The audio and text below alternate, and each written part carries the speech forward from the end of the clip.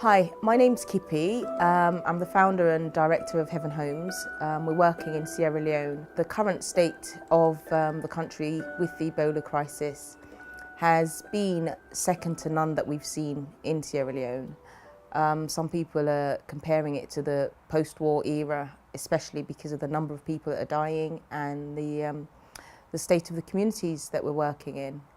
Ebola as a disease is not a respecter of persons, and it's affected every area of Sierra Leone. It's affected the rich, it's affected the poor, but the backlash to it is particularly noticeable with people in the slums and people in the communities that we're working in.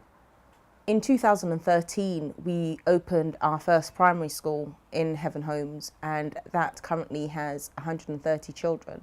But with the Ebola crisis, the government has stipulated that no schools are supposed to be in operation, mainly because of safety reasons. So the school has closed down temporarily while we focus on other aid work.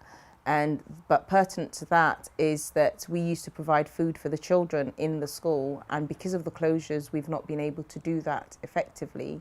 So we find that the children in the communities are sort of going back to the pre-Heaven Homes state of starvation, but we're working very hard to combat that, to counter that. And the way we're doing that is by providing food packages to families in the community to ensure that the children are fed every day, and to ensure that the communities are not going out as much, to make sure that we minimise the risk of contracting or bringing Ebola into the community that we work in. We work mainly in Joetown, and Joetown has imposed a self-quarantine since the Ebola crisis. And what that means is we've closed the local stream where we wash clothes and people wash cars and motorbikes. We've closed that to outside communities coming in.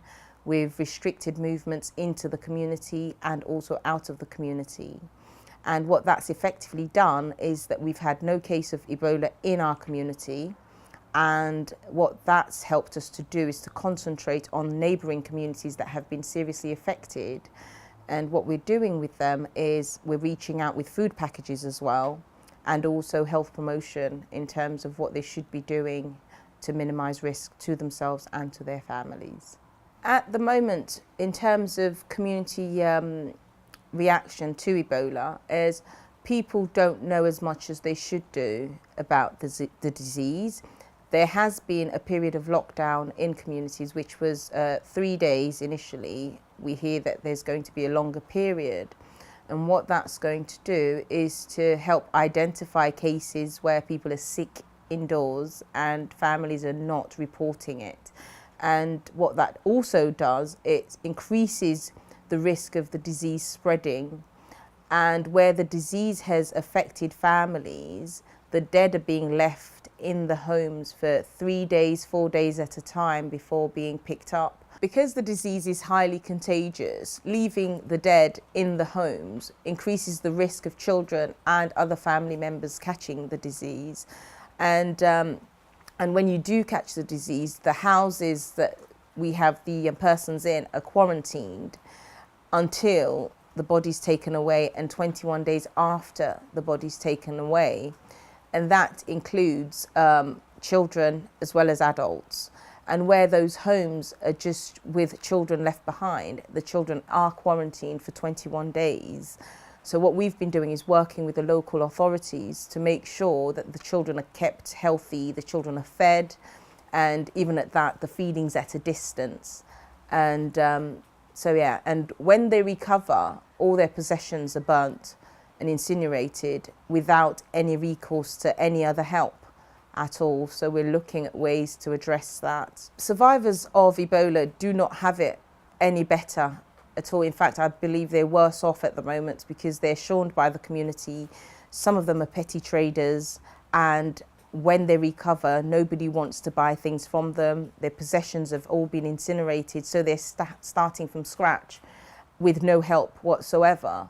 And we're aiming to work with them to reduce the level of stigma that's attached to their recovery, and to actually celebrate them as survivors and heroes from this Ebola crisis, because for them to have gone through the quarantine or actually gone through the disease itself and come out the other end, they should really be celebrated and not be cast out of their communities, which is what's happening at the moment.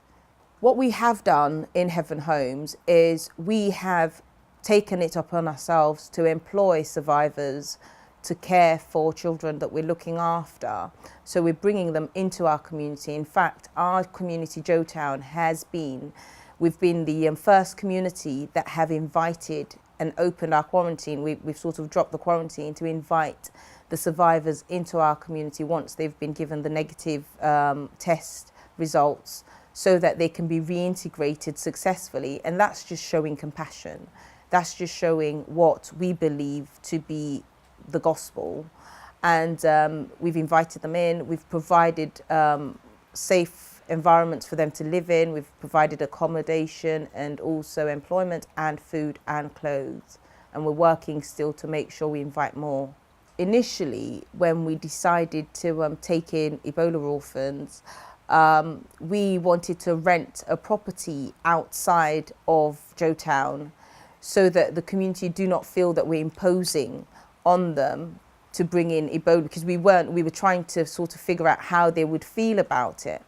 And we'd rented a property in nearby Waterloo, but obviously, as you've heard in the news, you may have heard in the news, Waterloo has been an epicenter for the Ebola crisis, which is where the new centre's been built, the new nursing hospital centre's been built.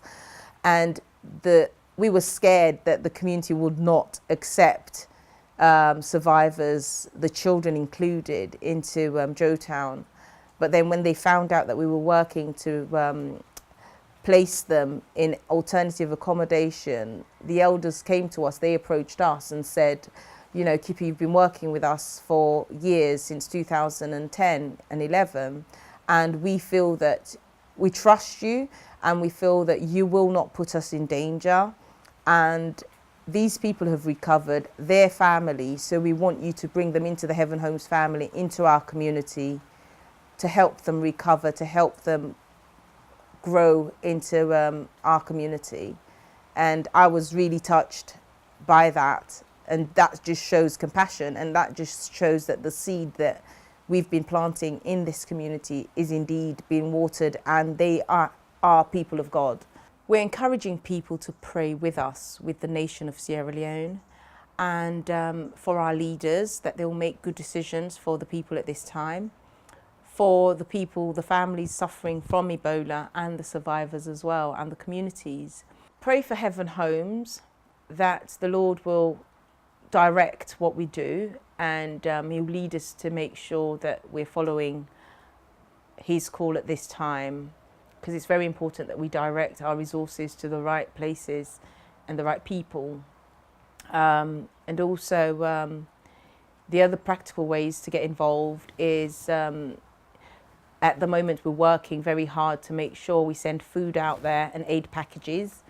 And each pallet of aid costs £150, and you can get involved with helping us send out a pallet of food and aid, and to send out a 20-foot container and clear that container is £2,000.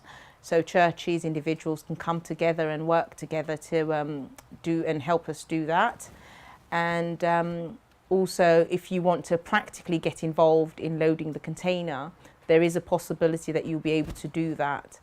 And in whatever way you want to help, contact Ealing Missions, because they will be helping us to coordinate the aid effort to help the people of Sierra Leone at this particular crucial time.